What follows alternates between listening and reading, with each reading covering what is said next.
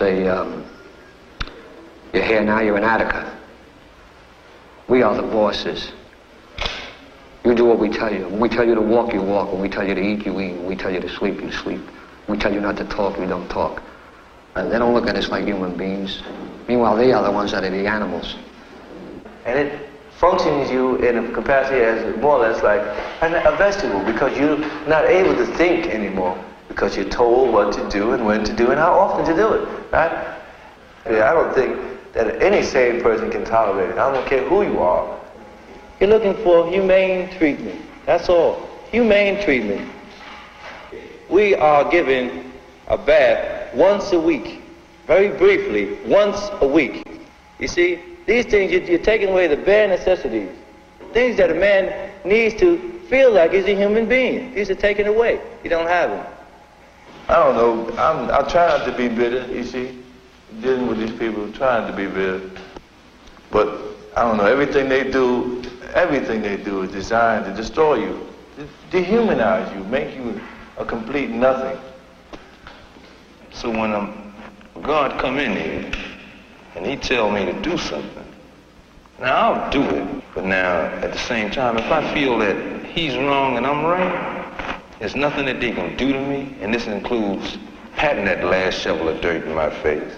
They did everything but that, you understand? That's going to change my mind. And this is what I think the attitude of most of the inmates in there. For some time, we've all been concerned about this trouble that was brewing in the prison. You could feel in the air. Anybody that works in a prison or institution could feel things like that in the air. You knew something is brewing. We're all apprehensive, but you can't tell when it's going to happen. Every night we expected it. I don't think nobody would intentionally try to provoke an incident, because they realize that they don't have a chance. But at the same time, like, you just can't keep presenting that garbage and accept somebody to take it.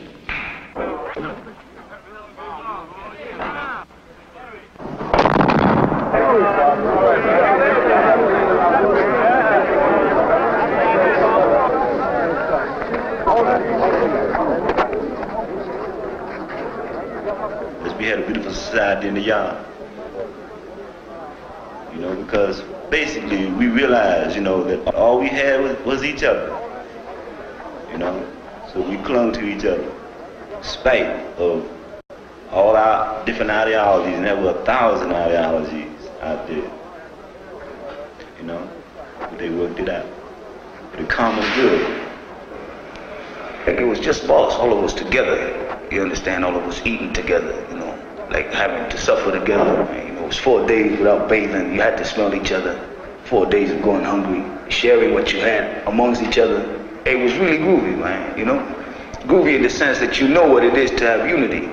You dig?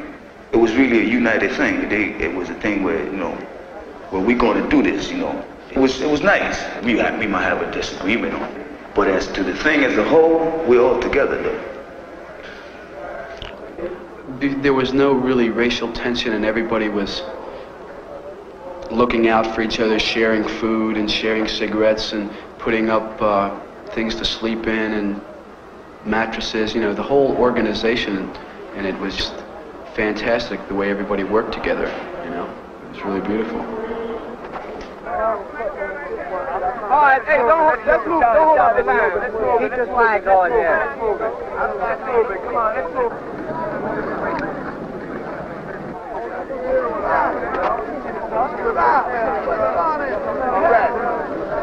Right on. Down!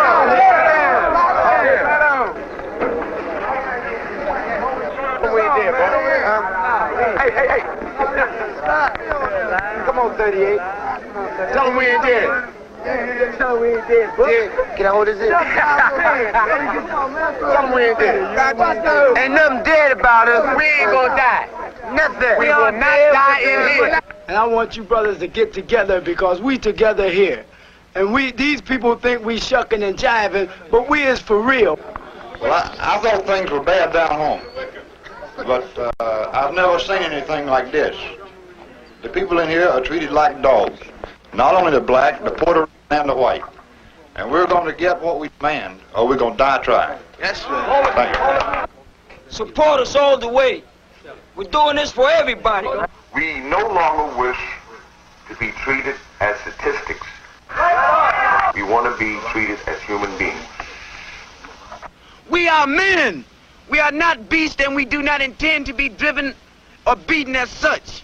The entire prison populace has set forth to change forever the ruthless brutalization and disregard for the lives of the prisoners here and throughout the United States. What has happened here is but the sound before the fury of those who are oppressed. My name is Arthur Eve, New York State Assemblyman. I went to Attica when hearing that the inmates there had captured a portion of the prison. It was very interesting to see how the men in that yard had set up a city within the confines of Attica State Prison. They had set up a very elaborate PA system so that all of the conversation between them and us was heard by all of the inmates in the yard. And no decisions were made unless all of the inmates agreed. We want to apply the New York State minimum wage law to all state institutions. We want to stop to slave labor here. We want to allow all New York State prisoners to be politically active without intimidation or reprisals. We want true religious sanctity. We want to do our own thing in this place. Number 4, in all censorship of newspapers, magazines, letters, and other publications coming from the publisher. 5, allow all inmates at their own expense to communicate with anyone they please. They were asking for better educational program, better training program, drug treatment program, library. They were asking for better food, better medical care. They were asking for more than 25 cents a day in salary. Well, now I was in there early. I was one of the pool reporters who went in there, and some of the demands that they made were getting out of the country, etc. How would you characterize these? Are these realistic demands? They have a list of what they call practical demands, which are 15 demands. Just about every one of them have to do with the improvement of prison conditions. This is not a riot of prisoners who are seeking to escape. It is a riot of prisoners who are eminently practical and who are spelling out conditions which they feel should be improved. And many of those conditions are requirements which are now in the existing law. The incident did not happen because, the inmates were trying to stage dramatics.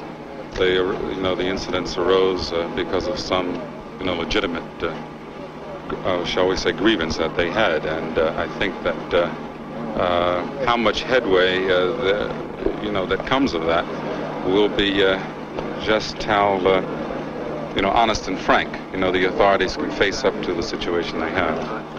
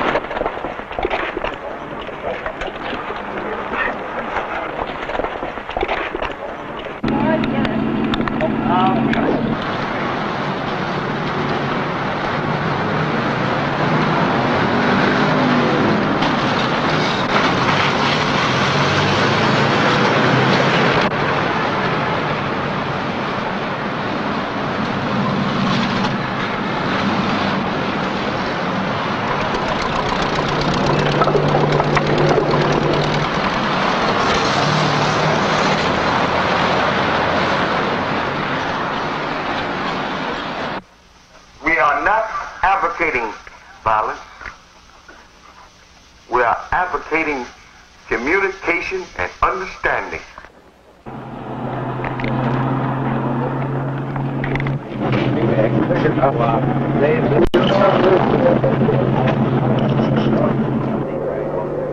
Right, push. Third, first, second, and third follow right along, Gary. the New York State Police deployed to Attica 30 high-powered rifles and 232 riot guns. The State Police riot gun is a 12-gauge shotgun with a 20-inch barrel and a full choke.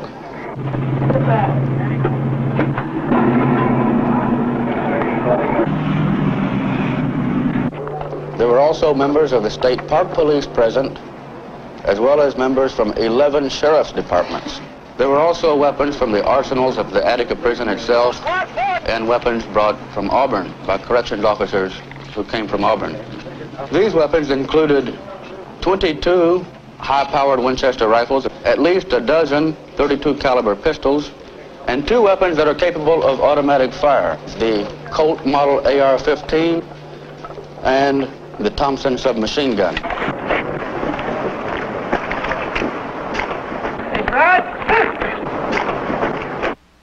The decision that had to be made quickly when I arrived was, would I talk with them, or was there sufficient support to move in and retake the institution? Now, the tradition in this area is not to negotiate, am I correct? That's right. And you made a decision that you would not only negotiate, but that you would actually go into the stronghold of the inmates and negotiate there. Yes. I got a feeling that there might very well be enough people in that yard who would believe in me that we might be able to do some meaningful negotiating. He started out being sincere, you know, all of a sudden he deviated. You know, he came out a brand new bag, you know, and I figured, like I said, that Dunbar and Mancusi, people like this here, and Rockefeller put pressure on him, you know, that he started playing the word game. I myself, as an individual, had a lot of respect for Oswald, especially for the fact that a man of his position, you know, coming into a yard full of rebellious inmates, it takes a lot of guts. And I admired him for that, but he threw that down the drain because he came in and told the inmates something, you know, one thing, and he wasn't aware of the fact that we had television sets and radios and we were watching what was going on outside that gate. And as soon as he walked out of the yard and walked out the front gate, was a newsman that interviewed him there, and he asked Mr. Oswald, what do the inmates want and everything, and he changed it all around. He says, oh, they want the world, you know. He was very negative, and naturally the inmates didn't want him anymore. They couldn't, they figured they couldn't trust him. He wasn't a man of his word. They trusted him the first day, you know, but everybody dug to change up in his manner. Mr. Wicker, how did you happen to go to Attica during September? My name had been included on a list of names that prisoners who were then in revolted Attica had asked to come and observe the proceedings there. And when did you arrive at the Attica prison?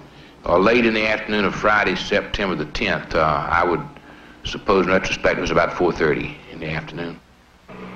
Won't to add my further testimony to the unity that's shown in the yard, to the unanimous testimony of these men that they regard themselves as being aggrieved by the treatment that they say that they have received in the prison in past years, and they appear to be unwilling to give up the hostages, give up their situation in the prison for anything short of a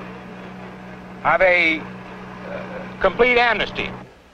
Now you had a situation in which the state was saying no amnesty, and the inmates said that they wanted total amnesty. What did you do about trying to prevent this confrontation that was looming up? By midday Sunday, I think what most of us felt was that the attack was quite imminent, and it was coming because we had this deadlock. We weren't able to work out anything on amnesty and so forth. Hence, about the only thing we could do, we thought, was to try to maintain the status quo, buy time, stall off the attack, and hope that somewhere along the line, either the prisoners or the state would yield in such a way that an agreement might yet be worked out. In other words, if we could we felt that the hostages were not going to be harmed. You know, many of the people out there wanted to take out their old grievances on the hostages, which is understandable. There were many hostages there that I had had previous grievances with. But these things became obsolete in my mind at that stage because something much higher, was at stake. The hostages are, by their own testimony, are sleeping on mattresses, and the prisoners in most cases are on the ground. Hostages are getting what food there is. Hostages are getting medical care treatment. They all requested strongly that as much consideration as possible be given to granting full amnesty to the prisoners. Treated all right? Yes, I have so far. I've been treated very good. No complaints, but no problems so far? So far, I've been treated very good. The inmates here, the human beings here, have gone out of their way to see that we get what medical attention they can provide for us. They've seen that the serious injuries have been taken care of in the hospital. They've taken care of our food needs, and they've gone to all extremes, the farthest extremes that they could, to see that we were kept comfortable.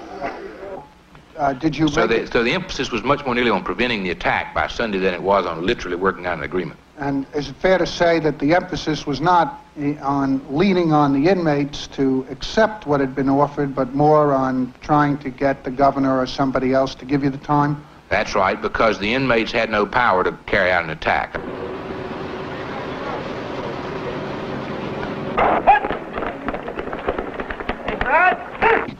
You did make a telephone call to the governor that day, am I correct? Yes. We got him on the telephone at Tarrytown. I spoke to him first. I described the situation to him as best I could, and our apprehensions that the attack was going to be made and made very shortly, and our hope that he would prevent that, and that he would then come to Attica as at the invitation of the observers group. We made it very clear to him that we were not suggesting that he come up there pursuant to any demand by the prisoners, nor were we demanding that he come up and talk to the prisoners, nor meet with the prisoners in any way. We were suggesting that he come to Attica at our suggestion to meet with us. Now we felt, and this was the agreement of all in the committee, it was my feeling, it was Senator Dunn's feeling, it was Tom Wicker's feelings, as well as Mr. Kenyatta, the young lords, and the whole group, from all the way from the extreme left to the right.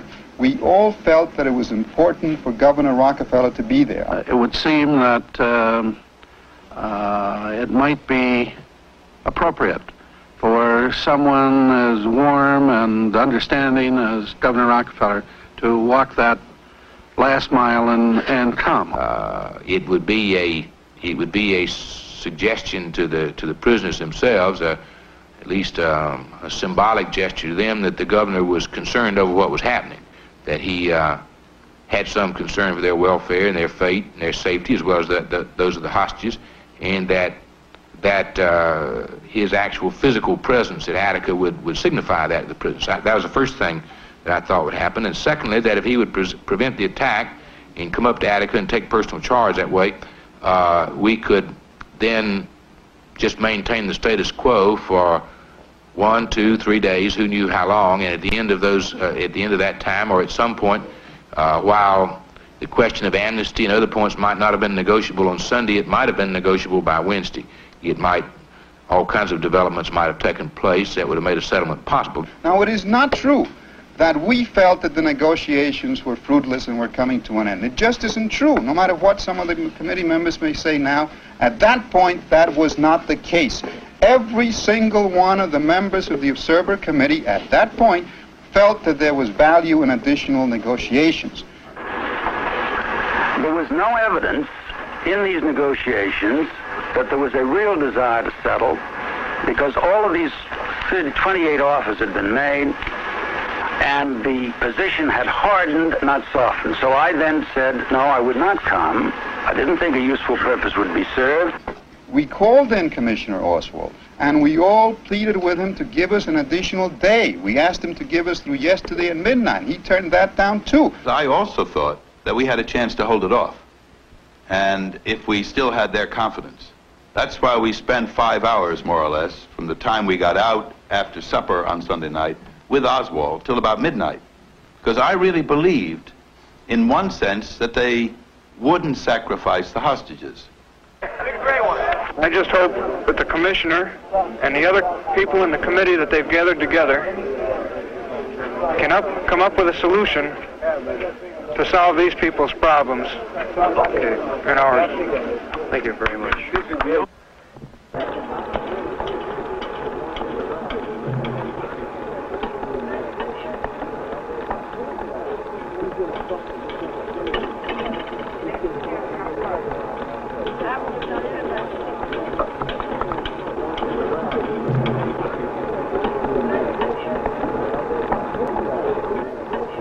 I had, of course, asked to get out on television and perhaps talk. So I talked about the good treatment that we had got and the medical help and the care, and then, of course, we hadn't been harmed up until then. And they said then at that time, do you want to talk to Governor Rockefeller? I said I'd be very happy to. And I don't just remember all my speech. It was off the cuff. What you said was, Governor, we are here in the yard with quite a group of people, and everything that you can do, I am highly in support of. We lived for 4 days under the same conditions they are living in, and we are 38 men who understand exactly what they are trying to get for themselves. Now, it would seem a shame to waste a group of educated people like this. And then there was applause. So here we are, and we are waiting for your reply. That sound familiar? That's just about it as I remember it. But one thing I especially remember, the inmates all clapped and shouted after. So I think they were thinking along the same lines I was thinking. Which was what? Which was that the waste of people out there. I mean, here was 38 of us, and perhaps we were going to die.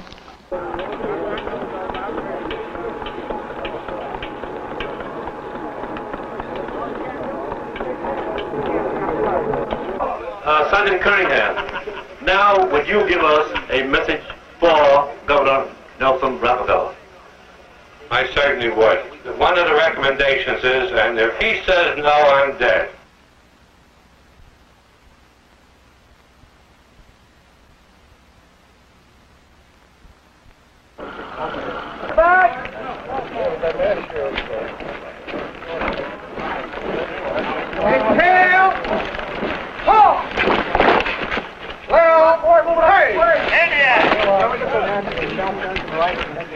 All right, that last squad. The last squad, kid. Right, as you were. Lil, hey. All right, go right around to the supply truck and pick up the shotguns and rifles. On the double, let's go. Put them back in there. So keep there. You bring the gun for the bullets? Well, what's more important? The lives of these people or the retaking of this institution? This institution is not important. It's lives that we're interested in here. What's more important? Let the people in the world, let us know what you feel about this. We want to hear from you. We want some support from you all. And if we cannot live as people, then we will at least try to die like men. Nobody takes a weapon from you. You're to meet force with force. There have been some of the prison personnel severely injured here this morning, and we certainly don't want to see any of our people hurt. Let's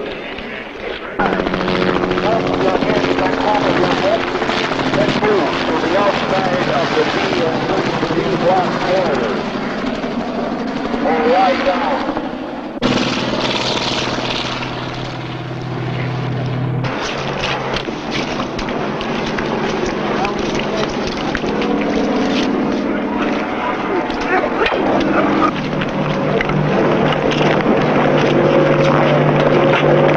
To delay the action any longer would not only jeopardize innocent lives, but would threaten the security of the entire correctional system of this state.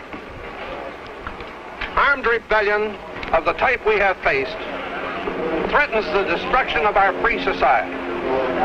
We cannot permit that destruction to happen.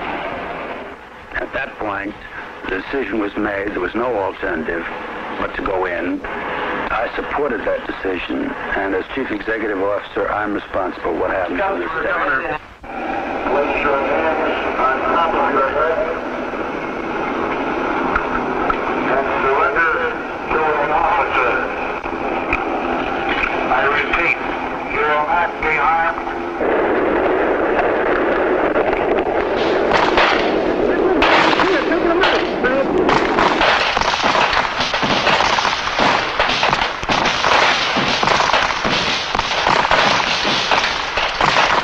And you could smell the blood and hear all the people screaming, and like at first they thought that they were shooting rubber bullets, and all these people started getting up and you'd see them getting blown apart.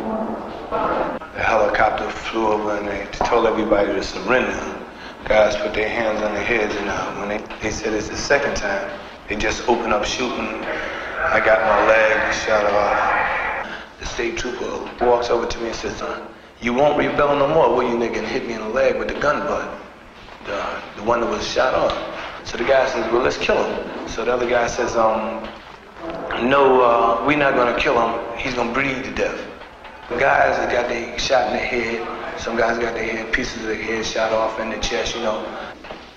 On the whole, man, this guy just laying all over, man. It's like a battlefield.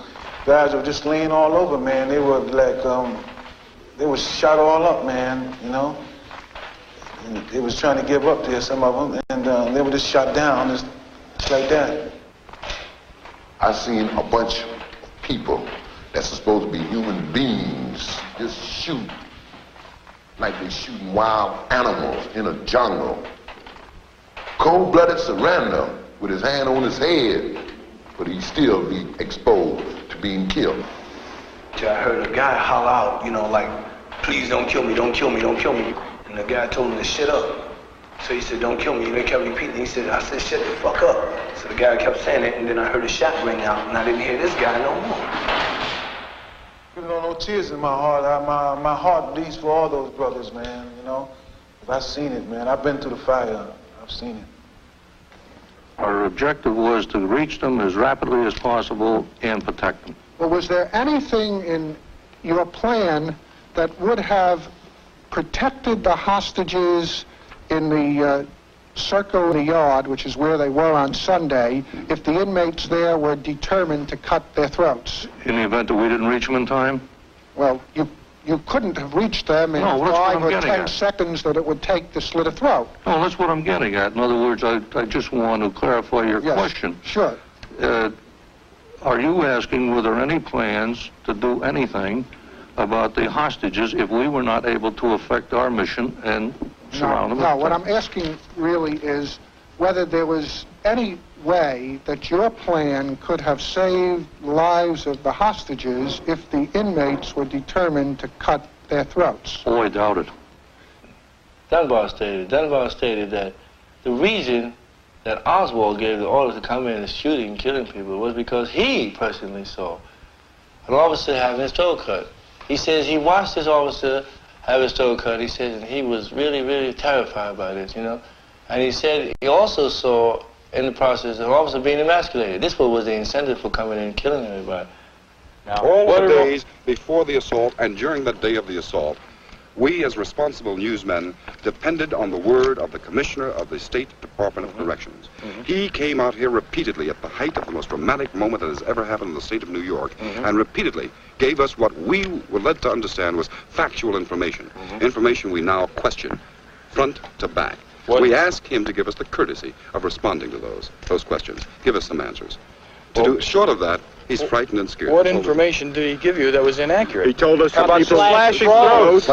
And I want to especially criticize the news media, which accepted as true, without any reservation, without using the word alleged, the statements of the prison authorities and the governor that the men, the hostages, had had their throat cuts, that one had been emasculated, and that two had been killed long before the onslaught by the state troopers. You did everyone a disservice in accepting that fact. You did everyone a disservice and might have caused additional tragedy in reporting as fact what now has proved to be lies. And I think in the future, you should judge your own consciences in how you report statements of public officials without any opportunity of the outside world to verify them. The press was eager to get out the story. More eager to get out the story than to investigate the story they were getting out. They wanted to say, well, we'll get the scoop here. We'll get it to the readers quick. But they wasn't concerned with the authenticity of it. What hostage was killed by his throat being cut? Name one. None. All of them was killed by bullets, gun wounds, shotguns, M16s, and whatnot. So now after they recognized that they bullets had killed the people, now what they're going to do? They're going to dupe the people and tell the people that their throat was cut. That's the reason they told the lies. They had to justify their wrongdoing. But, Seven. You said 7 out of 9 is what you said. I disagree. The impression, I'm sorry. The impression But we all heard it argue about it. hostages. I think if you go back over your tape, you'll find out I said several. I understand, but the point is there were none. The forensic pathologist who did the examinations reported that the cause of death in each instance was gunshot wounds. And even after they found it was wrong, they didn't put in their papers that, okay, we found we were wrong. They didn't do that. They just didn't speak about it at all. Like, okay, so we made it. But however, if it was proven, and it has been proven, if they were wrong, they should have reprinted an apology. You know, to their readers, they told them a lie, you know. Not only that, I would go one step further. They should print an apology to us. Okay, how can you apologize to a dead man?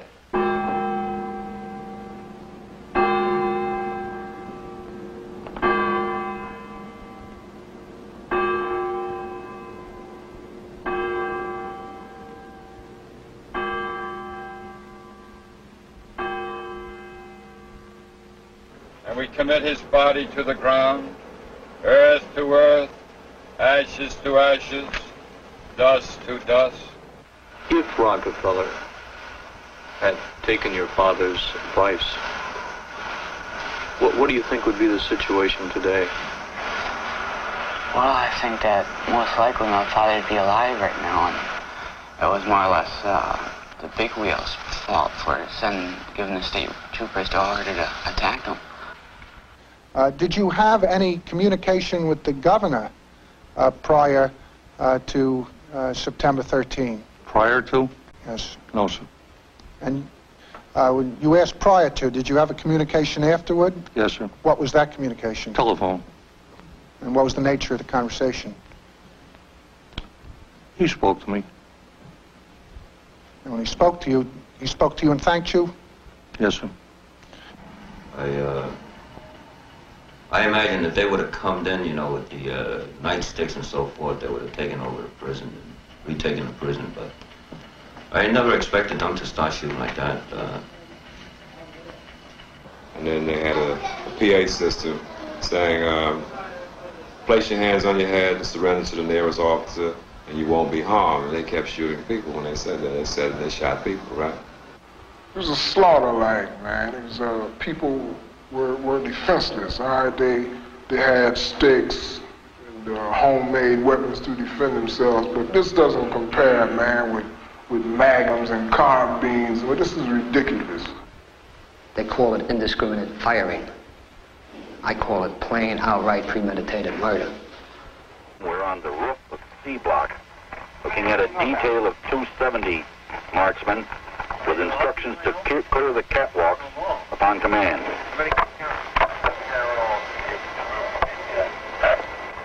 So you can load 6. 6. And the bullet would be thrown forward, which would be arming the weapon, so to speak. One round in the chamber. To fire the weapon, it would be brought up, sighted through, squeeze off the round.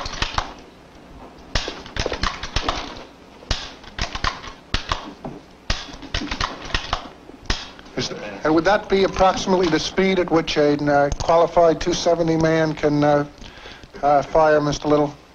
Were you qualified as a 270 man? Yes, I was. Yes, okay. I was. And depending on what you'd be shooting at, a stationary or a moving target, and whether you were resting or whether you were firing offhand. But that's the speed that I would probably fire the weapon if I were hunting. And what was the position in which people were firing this? Were they kneeling? Yes, they were kneeling over a parapet in this fashion, looking down into the yard. I was laying perfectly still, more or less like playing possum, and these bullet slugs kept exploding right near my head, but I didn't dare move. And I noticed every time one would hit the ground in front of me with mushrooms, so I knew they were shooting these hollow nose bullets. And I didn't know at the time what caliber or anything, but I know it was what people what's popularly known as dum-dums. Well, I was hitting my left side with what they call dum-dums, you know. Till I passed out in the cell, you know, from loss of blood, internal bleeding. And they took all kind of x-rays and said they couldn't remove the bullet, you know. It was too close to vital spots and, you know, due to the type of bullet, I guess, you know. You know, I'm constantly in pain. I guess I have to live in the rest of my life, you know, that's what they're telling me, you know. As you can see, the projectile, as it leaves the weapon upon impact, begins to, and it is designed to expand inside the body of the game animal, the target animal. Pursuant to the Geneva Conferences and respective of the sentiments expressed therein, to prevent, insofar as is possible in war, unnecessary human suffering, United States military personnel are prohibited from use of this kind of ammunition in combat. And after we were taking the A block there, we were there for our guys, we were required to run the gauntlet, you know. They got officers on both sides, you know. And we were required to run that where they had the belts and the buckles and everything out there was like whamming them, you know. A lot of guys got broken limbs on account of that. I saw lines of uniformed correction officers on either side of the corridor, swinging their clubs and striking the males who were running through there. So I was in charge of the litter team. So I just picked the first door as we got into the reception center. And as I walked in, I got the door a quarter of a way or halfway open, and I saw correction officers bending over, beating on somebody that was on the floor. And they told me to shut the door, that I wasn't allowed into that room. Did you receive any reports that day of any acts of mistreatment of inmates? No, sir, I did not. But basically, they were in the position of having surrendered, hands on head, were coming down and were very forcefully being forced down the steps, were forced to lie down and low crawl across there. Apparently, the method employed to get them to lie down was to hit them with a club across the knees, or in several instances, not too disguised attempts to hit them in the genitalia was made. Injury was done to prisoners at that point by the violence with which they were forced to lie on the ground and crawl across. The most frightening part about the whole thing was when they'd moved everybody into A block yard, and had us on our faces laying down, and I was trying to look up and look around at what they were doing, and a policeman came over and he put the shotgun barrel right against my head and told me to bury my nose in the mud.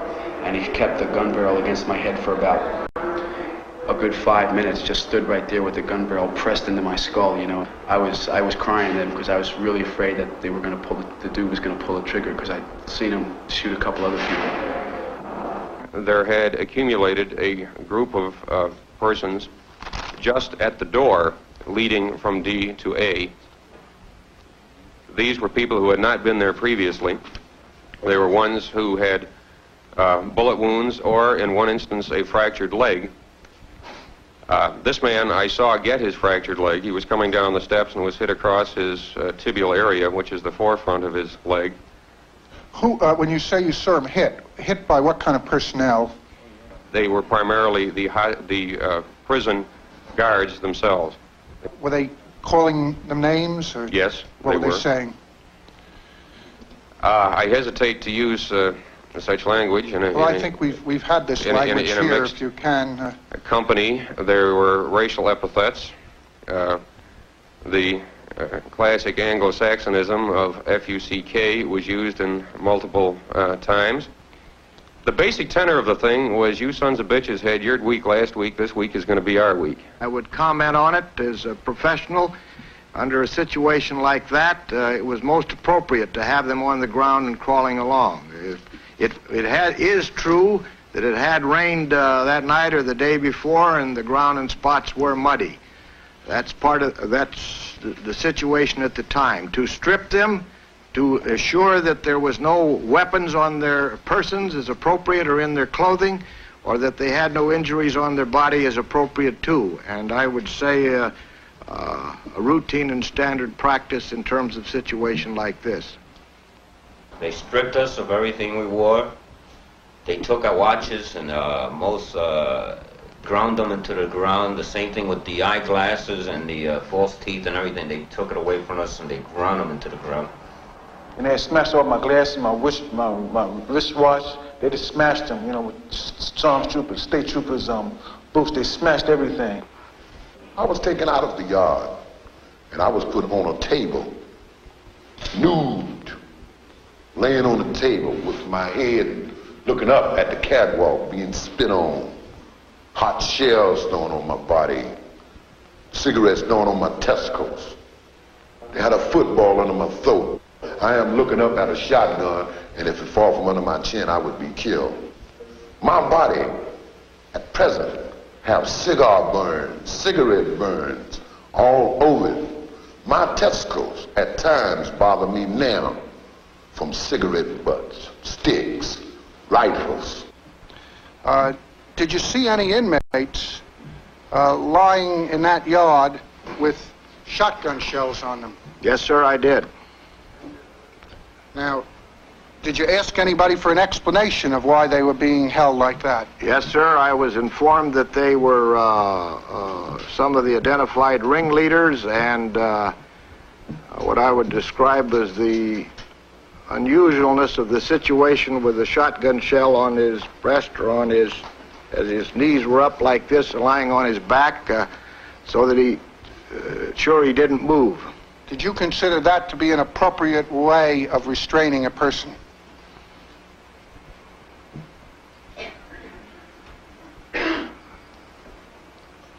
The alternative, I suppose, would have been to handcuff them. I don't know that they had them there. It's an unusual way.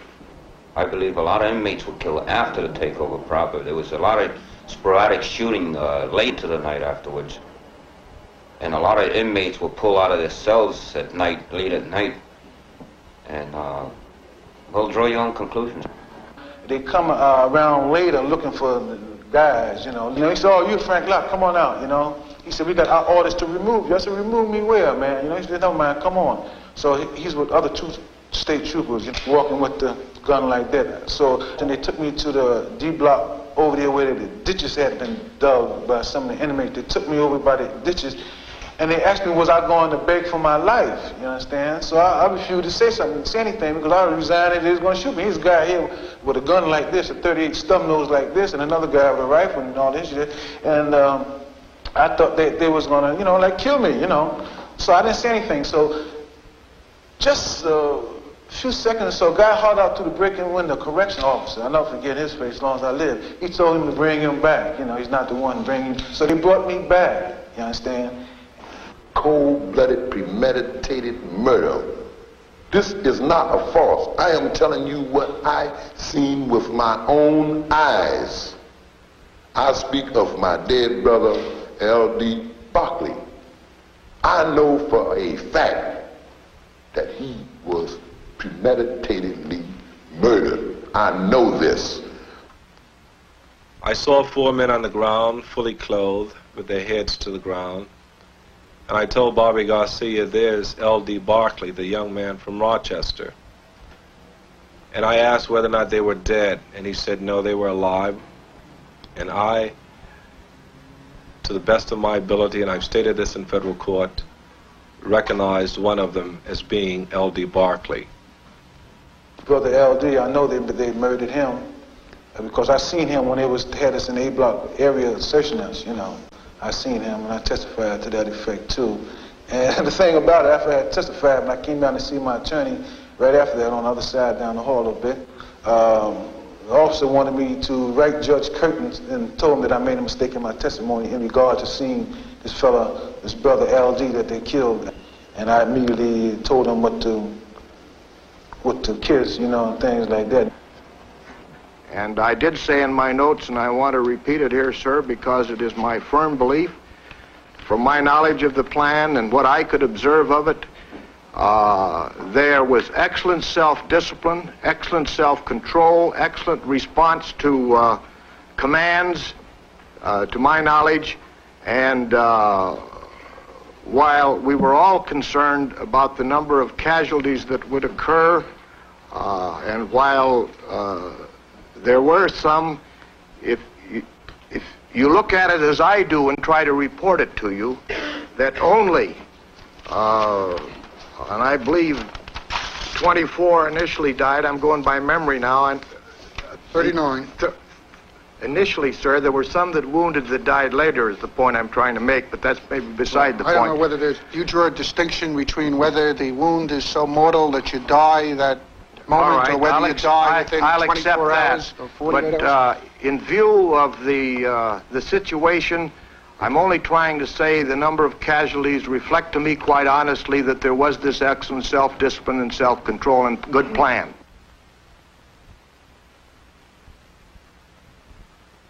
But I would regard your position as the state official as being one to uphold the law. These men were entitled, whatever they did, to due process. And I would think that it is to me inappropriate for you to come before us and seek to justify that in the way you have. Mr. Carter, I certainly respect your right to an opinion and the like. I can only respond by asking you to examine the record of a young man that grew up in a cosmopolitan neighborhood, that was student body president, that played football with every ethnic group, that I have been without prejudice, that I was commended in California for developing a comprehensive program for the recruitment and development of minority groups in correctional work, and I've always struggled for fairness and democracy and equal opportunity. And I stand on that record, sir. Well, I stand on what I've said. Thank you.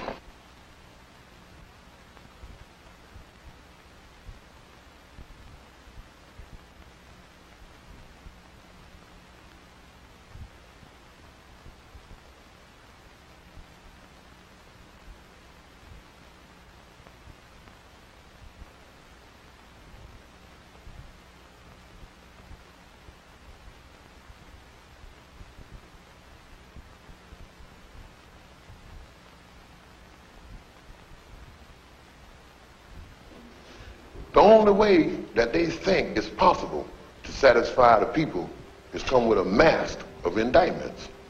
That way, they think that the people's just gonna get their mind off of what is really going on. The state has poured in hundreds of thousands of dollars. In fact, Governor Rockefeller decided to divert all of the resources of the newly created Organized Crime Task Force.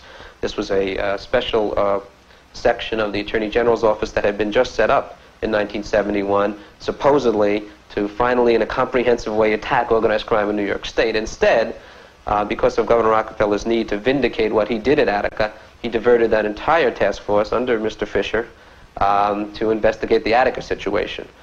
There are no blacks on the grand jury. There are no young people on the grand jury, really. You know, young people can vote now, like 18. I don't think there's anyone on the grand jury 21 years old. And the income is very high. It's like from $10,000 on up. Some people own whole business, you know, like a bus service, and that's, you know, pretty big money. So we don't have any fears there, really.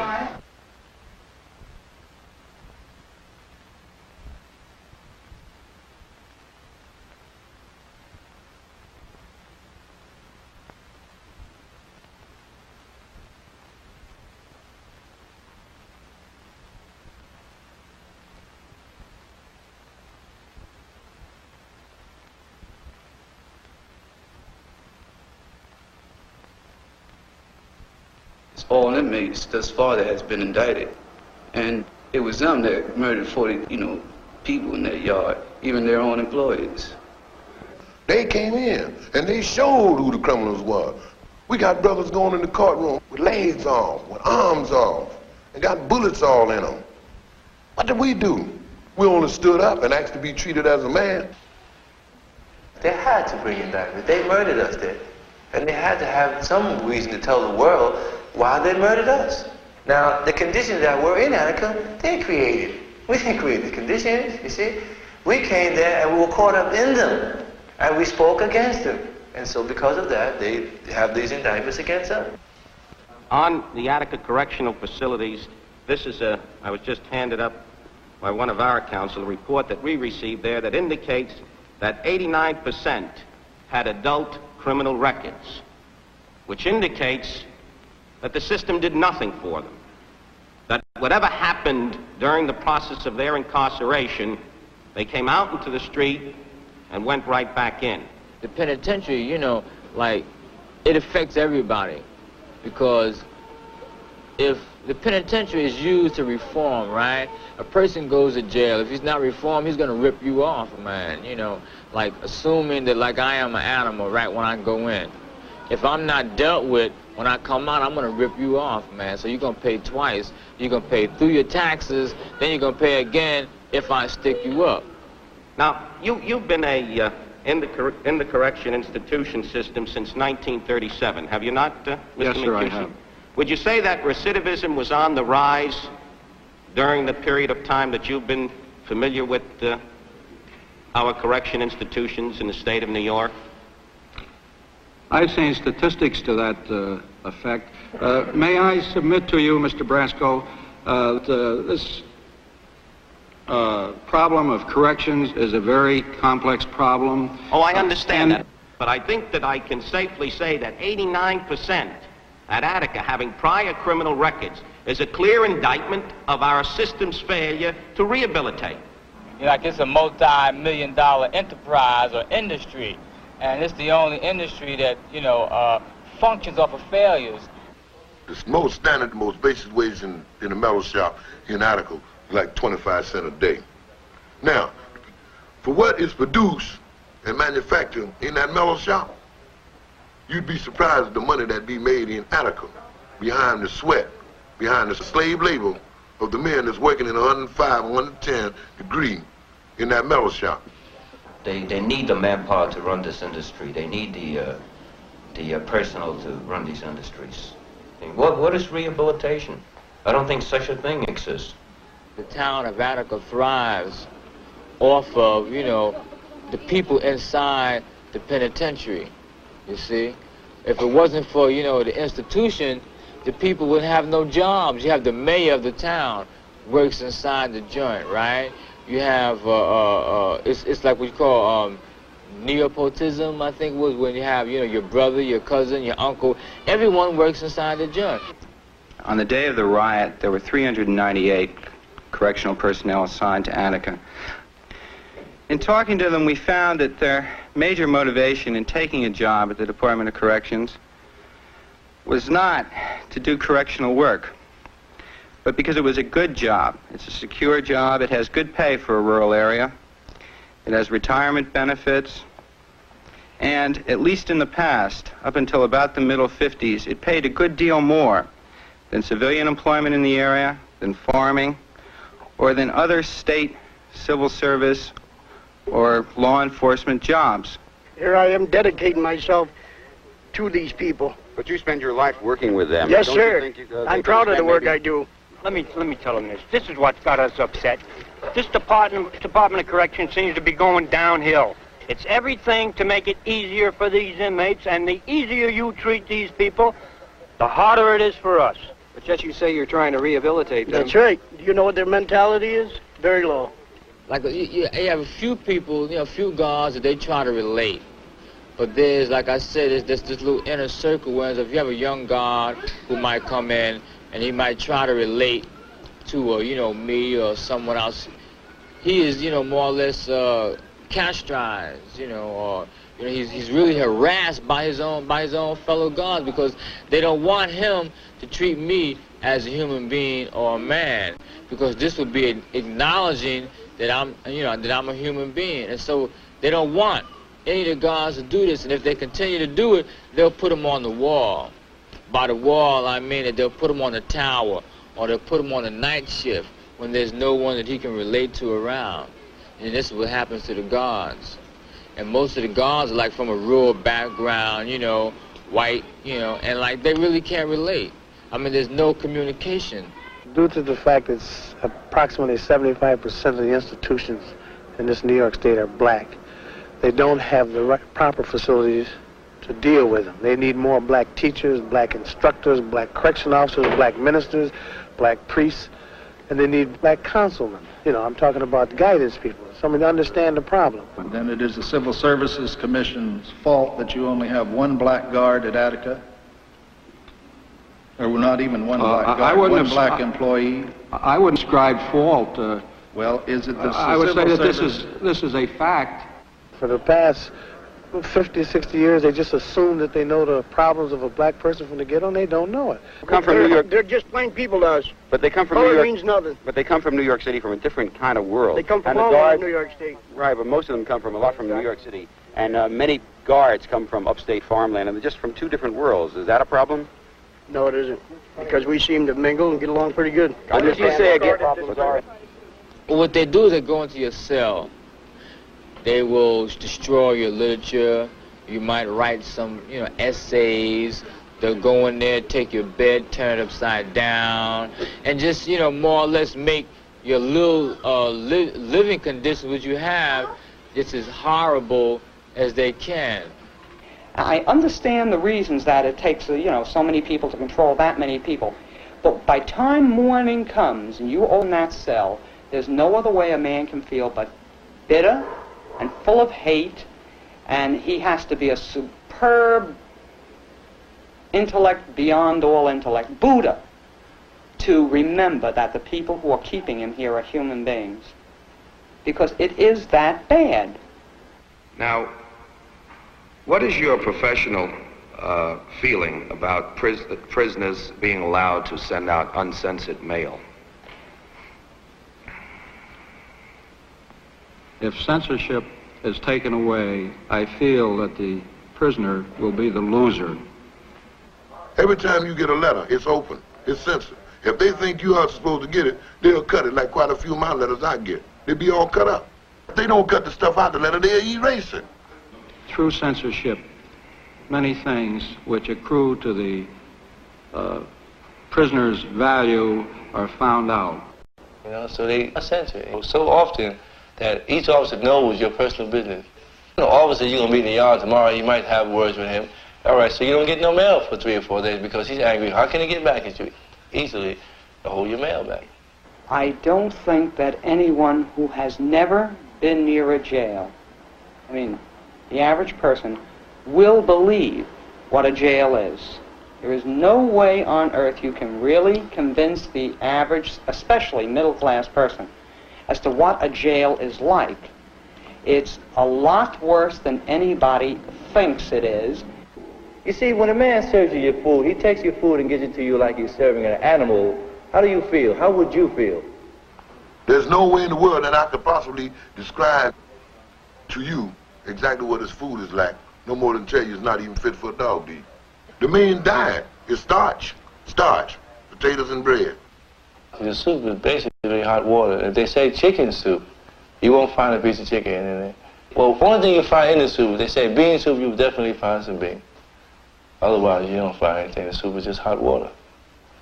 What was the per capita cost? 62 cents a day at that time. I'm told that was a figure that produced a diet below the level of the welfare department. Did you consider it to be adequate? I can only say that in a department that Attica for years had the reputation of being one of the best feeding institutions. But that's speaking comparatively. What about looking at it more objectively? Did you consider feeding people on 62 cents a day to be adequate? It could have been much more adequate with more, I will say that. Some people have ulcers or, any ailment, a heart condition, asthma. And it's a hassle to get some treatment. And this is one of the easiest ways to cure people. And this is a part of Attica, 2 doctors, among the other things. I have a terminal disease known as polycystic kidneys. Dr. Williams, the doctor over here, and Dr. Sternberg, they both refused to treat me. I was urinating blood for 36 days straight, and he refused to do anything for me. So I finally got the lawyers to get me out to the hospital. The hospital has asked the institution to commit me to the hospital where they can do more testing because my right kidney has stopped operating. I'm working only on 7% of my left kidney. And they want to take the right kidney out, and they refuse to let me go. It's very obvious when you go up there and see the conditions and talk to these people that it was the conditions that caused it. And, it was a situation where the people up there, the men up there, had no real choice because they were dying. And, because these demands that they presented, it wasn't the past 2 weeks that they presented it. They presented these demands back in April and then presented them again in July. There was some, reform submitted to Oswald about July, about asking just for menial things like, more showers, better food, lessening of, restrictions on reading material, things of this nature. I consider it a request. But whatever it was something that I take it you had studied the manifesto and you had looked into the conditions. And is it fair to say that you felt that many of the grievances expressed there were reasonable? Yes, I did. And in fact, many of them appeared on the so-called 28 demands which you agreed to. Am I correct? And you considered them reasonable, at least when you agreed to them then? Right. There were demands submitted to Rockefeller and Oswald, and they just don't pay it any mind. I guess they throw it in a wastebasket. Was there any attempt made to deal with the basic grievances that they expressed in this manifesto, many of which appeared in the 28 demands and which were at that time, over the bodies of hostages, acknowledged by the commissioner? Well, they were checked out, and anything that could be done at the institutional level to many of those were on the commissioner's level or had to do with parole, over which they had no. Well, they had to do with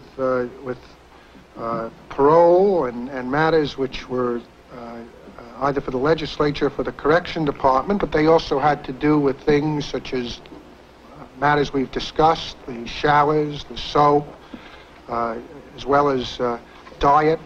Were there any things here that in this manifesto that caused any change or response on the institutional level? Yes, there was, pork was not used to the extent that it was before, and the diet is one of the things. One of the things that brought blacks and whites together in Attica was the memorial for George Jackson, which happened a couple of weeks before the rebellion. There was, as we've heard this morning, an institution-wide demonstration in August. Is that correct? That's correct. And that was the commemoration of the death of George Jackson at San Quentin. What was the reaction among inmates you talked to the shooting of George Jackson? Well, inmates had always generally been aware that in the past, institution members could get away with killing inmates, as evidenced by the bodies found down in one of the southern institutions. But nobody ever really expected it to happen, or at least they didn't stop to think about it as being a real possibility until it happened to Jackson. The fact that there was no official investigation into it, that there was a story given out and that it seemed that the outside world believed it, this made it appear to the inmate at Attica that if they can get away with it there, they can get away with it anywhere. You know, you have people that feel that they're a little better than other people. And that was, no less a factor in Attica. You had guys that worked for the warden that thought they were better than guys that worked in the laundry. And guys that worked in the laundry thought they were better than guys that worked in the mess hall. Guys that worked in the mess hall thought they were better than guys that cleaned, mopped and swept the hallways. So it was a thing, it was a class thing. But on this particular day, the George Jackson thing, everybody said, everybody was together. The warden's runner was sitting with the guy that mopped the hallway. That morning everybody went to mess hall. Nobody had touched anything. Nobody had talked. Since they left the gallery, nobody had talked on their way to the mess hall. And the officers who was on duty was frightening. Because even you would feel frightened because it was like a church. It was something like you never experienced before. It was silence. And it was something you could hear the timepiece on your hand ticking. Did the unity which was demonstrated at Jackson Day create apprehension on your part? Yes, it did. What brought you to Attica in the first week of September?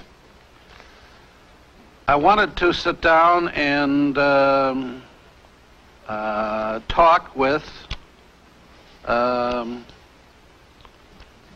of the people there. I wanted to have an opportunity to get a feel of the institution on the spot. I wanted to talk with some of the signers of this, quote, manifesto, which I never consider such. Commissioner Oswald then left behind the tape, and that was played for the inmates. Many of you have voiced confidence in me and in the directions I have talked about, and I appreciate this. I'm certain you realize that change can't be accomplished overnight. But I can assure you that changes will be made, just as some changes have already taken place in the brief period of 8 months. I was in my cell when he played his tape, We was in the cell, and they played the tape, and like you hear different comments and all this, guys are saying, he's bullshit and things like this here, say, that sucker ain't gonna do nothing. This is, they've been doing this here for years, making like they're gonna do something, and actually they ain't gonna do nothing, An official could get up there and say, I'm gonna do this, I'm gonna do that, I'm gonna do this, better food, no more brutality, better educational system, no more racism, right? No more callousness. And while he's saying this, through the corner of his mouth and the other thing, he's saying, put that guy in a box, kill him, torture him, don't let him out, he's voicing his political views, feed them garbage. It takes something like, a physical action to bring any type of attention to, the conditions that are inside the institution. The next time that Commissioner Oswald spoke to the inmates of Attica, he was in D-Yard on September 9th. So what's more important? The lives of these people or the retaking of this institution? This institution is not important. It's lives that we're interested in here. What's more important? But if we cannot live as people, then we will at least try to die like men.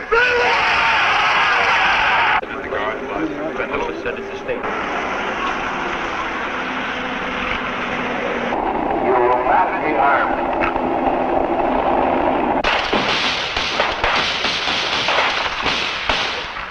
I think what happened is definitely the authorities' fault. I really do. I feel that they know their prisons and they know very well not one of them could survive in them.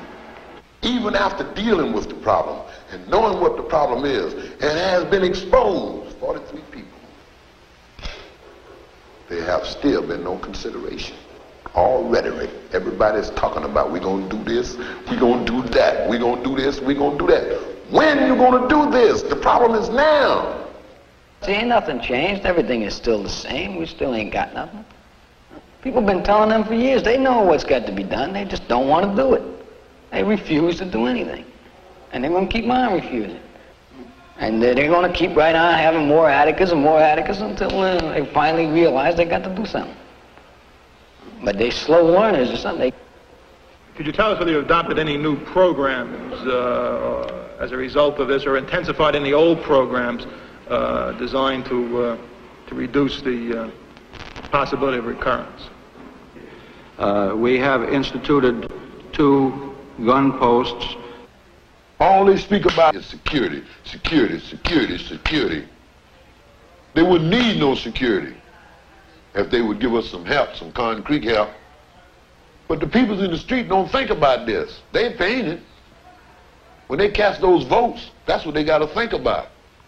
Where that money is going, what is it for? What is it doing for the man behind the wall? We aren't lost. They're hiding us. Actually, conditions are worse because there are officers, you know, like the pigs, right, walk around with M16s and, you know, various weapons, and nothing's going on now. See what I'm saying? There's heavy supervision. There's more security for the administration. So conditions have gotten worse in essence. They set up all types of gun posts in the yard, you know, where inmates go at, you know, the population yard. You know, it used to be, gun posts used to be on the wall, but now it's in the yard where it's small yards where the inmates be at, you know. So any type of gathering, all the rifles are pointing on you, you know. They just dying, you know, to shoot somebody. Somebody's gonna, you know, trigger off a shot and everybody else gonna follow. It could happen all over again, easily. It has happened right after Attica, Yardville, Rawway. And it's still happening. Certainly, I see more Atticas. Just before I came out, something broke out in, come on, Pete, Baltimore, I believe. It was a small thing. Some people had escaped from prison, women and men, right? Certainly, I see more Atticas. The white racists, he showed me something with that bloodbath that we had on the 13th in Attica. That woke me up. But that made me look deeper at me. So I took a look at myself. And then I took my head off and put it on the bed and researched it. And got myself together. And started dealing with my problems. Which me, of the people. I don't know. My brother, he is strong. You understand? He's not no pushover. He's not gonna let nobody push over him. And knowing that my family and my friends and my loved ones and my brothers and sisters, you know, is so concerned, that make my part of the struggle much, much broader. You know, because I know that if I ever stop, you know, that I'm not gonna be contented with myself. Because I'll be letting them down. And I came back home and I was so happy, you know, I told everybody, my friends, I said, if you were to go up there and see my brother, you wouldn't believe that he was in prison. Because he is so strong. And so I asked him, you know, what was he doing up there? He said, right now he's reading. He said, if you was to go in his room, he got so many books in there, he said you wouldn't even be able to get in. So you had to back up to get in his room. He said, if you wanted to know anything, he said, ask him, he would tell you. Anything you want to know. He's very strong. And I believe one day, when he do be free, he gonna really make this world become something. Yeah. My life is for the people. For the rest of my life. For the oppressive people. People got to wake up. See, this is the whole situation. People have been asleep too long. It could be because they're politically unaware of what's going on, or they just never paid any attention to it because they have their own problems. But they got to wake up because this is really affecting them too, and they don't realize it yet. The only time they realize is when there's an explosion, when something happens. Look what occurred. Look at Dunbar, the assistant commissioner.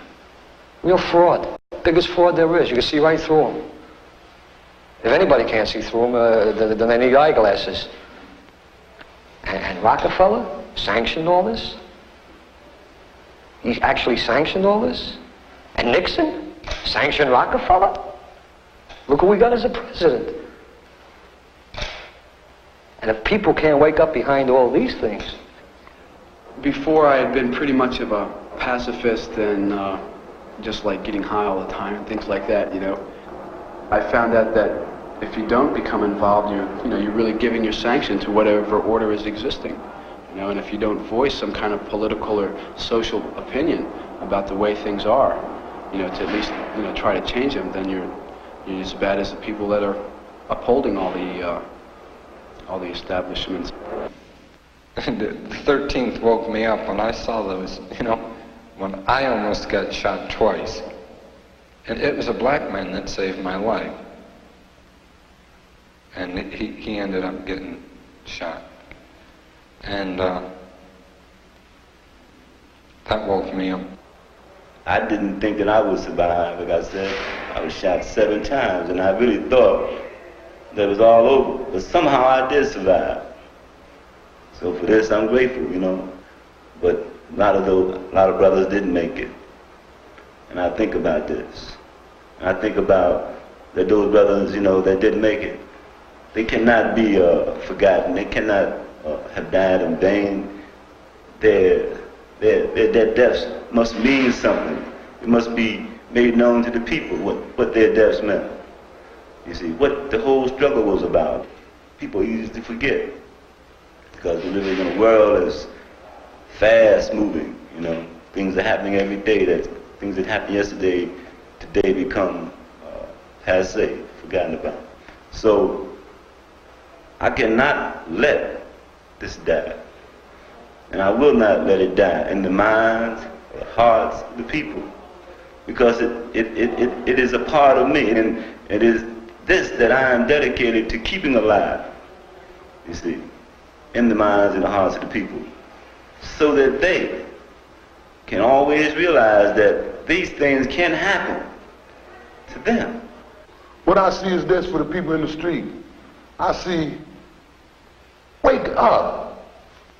Stop hiding. Stop talking about it don't exist. Stop talking about you don't understand it. Stop talking about that cold water flat you live in is good enough for you. Stop talking about where you in jail and you getting 3 meals a day. Other than that, wake up. Because the same thing is happening to me is happening to you. And deal. Petition.